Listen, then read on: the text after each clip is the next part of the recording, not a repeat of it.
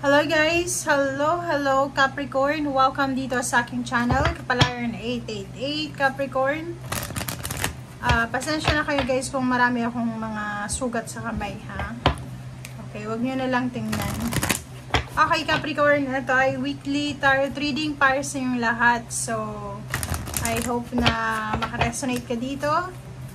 I hope na makuha mo yung energy na para sa'yo sa linggong ito. Okay. Capricorn, ano ba ang message? Okay, first card natin is Angel of Miracles. So, sa linggong ito, Capricorn, nandito si Angel of Miracles. So, kailangan mong buksan ang iyong sarili, ang iyong puso, and expect miracle. Okay, so yung milagro naman is dumarating siya sa mga unexpected moment or situation sa buhay natin. Kaya nga sinasabi natin milagro. So, dapat everyday, you're open to possibilities, to changes, you're open to new beginnings, and you're open to miracles talaga. Kasi minsan, di ba, maraming blessings yung pumapasok sa buhay natin, sa pinto ng buhay natin, but hindi natin yun napapansin, hindi natin yun masyadong nabibigyan ng pansin kasi abala tayo sa ibang bagay. So, this week, sinasabi na give space dito sa milagro na parating na to. So, give space. Ibig sabihin yan, alisin mo yung mga grudges, resentments, or anything na nakakasagabal sa pagtanggap ng biyaya, ng pagpapala. Okay? Mabilis lang yan eh. Alisin mo yung mga galit mo, hinanakit. Marami ka sigurong mga kaibigan dati na kaaway sa ngayon, kapamilya. Alisin mo yung galit na yan, ang hinanakit na yan, para tuloy-tuloy yung swerte. Kasi pag peaceful yung buhay mo, talagang doon papasok yung swerte, guys. Pero kung sobrang gulo ng buhay mo, hindi talaga papasok yung swerte. Okay? Nakakita ka na ba na sobrang gulo ng buhay tapos sobrang swerte niya? Hindi, diba?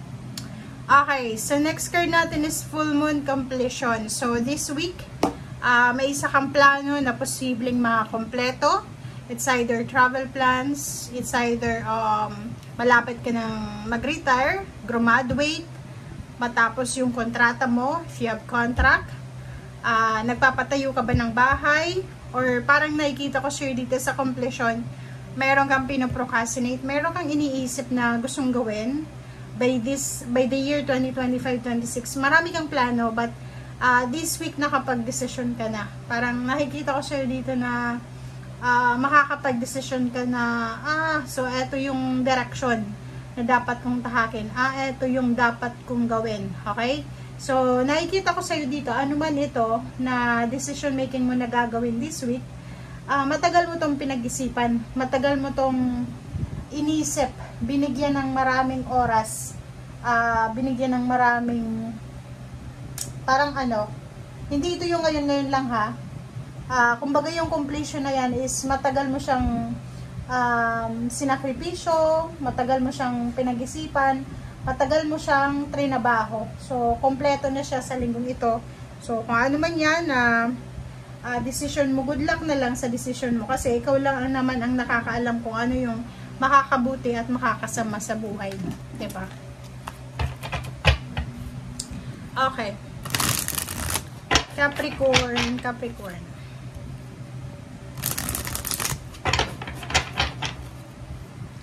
Ang energy ko habang nagbabasa sa inyo is sobrang excitement. Diba? Excited ako eh. Sobrang excited na hindi ko malaman kung bakit. Basta ganun ang energy ko ngayon habang nagbabasa sa inyo.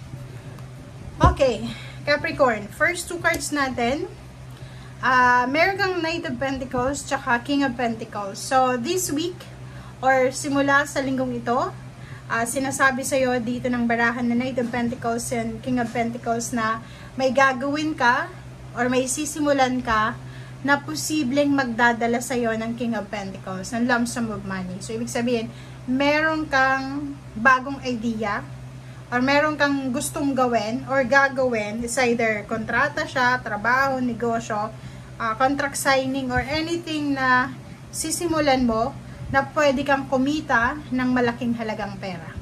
Okay? So, comment down below if you resonated para sa lahat ng Capricorn dito. So, yung Knight of Pentacles mo, it's a confirmation that kung anuman ito na sisimulan mo ay talagang magdadala to sa'yo ng swerte or magdadala to sa'yo ng blessings and financial.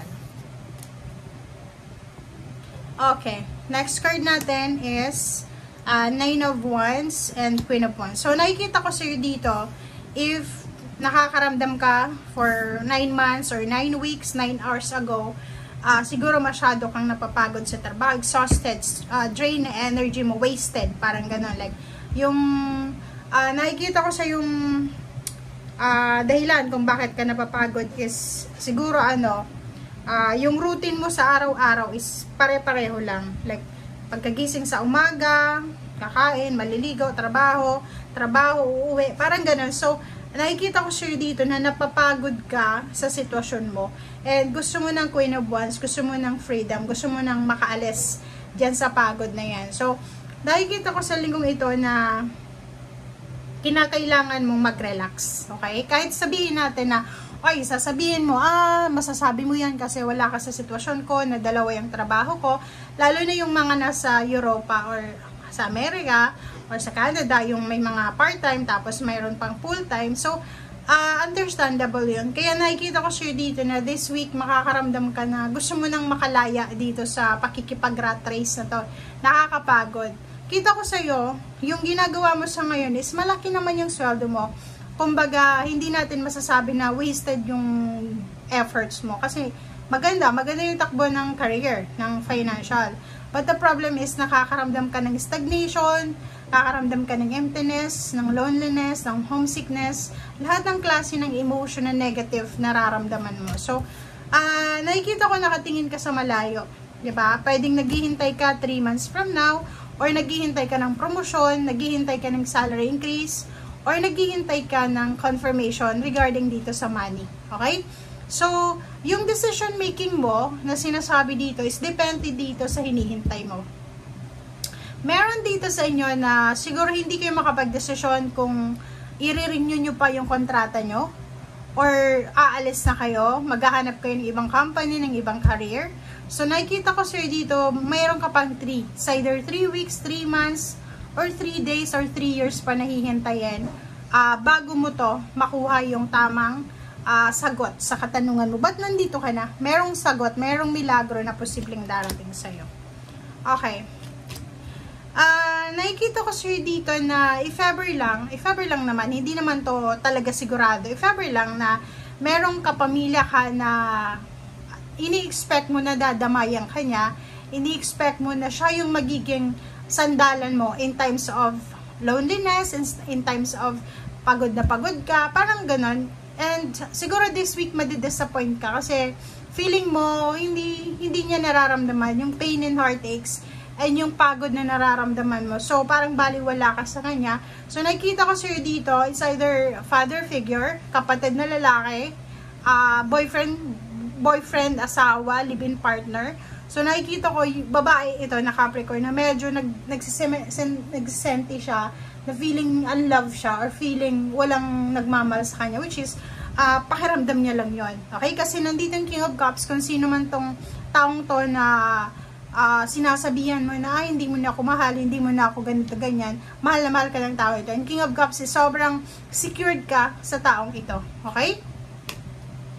Okay, victory, success. So yun. So, nakikita ko sa'yo dito, if you're married, if you're having a relationship, or yun, live-in partner, boyfriend, girlfriend, yung karelasyon mo, or pwedeng kayong dalawa, ay posibleng makatanggap kayo ng recognition and reward. So, pwedeng, isa sa inyo ay pwedeng ma-promote, magkaroon ng higher position, salary increase, or pwedeng magta-travel kayo together sa dream destination ninyo, or posibleng lilipat kayong dalawa sa bansa na gusto nyo talaga. So, nakikita ko sa inyo dito na by the end of the year of 2025, nakikita ko na fulfillment, completion, fulfillment, satisfaction, yung mararamdaman yung mag-asawa, mag-boyfriend, girlfriend, mag-live-in partner, kung ano man ang relationship yung dalawa. Kasi pareho kayong tataas, pareho kayong papunta doon sa victory and success. Maraming tao yung hanga sa relationship nyo,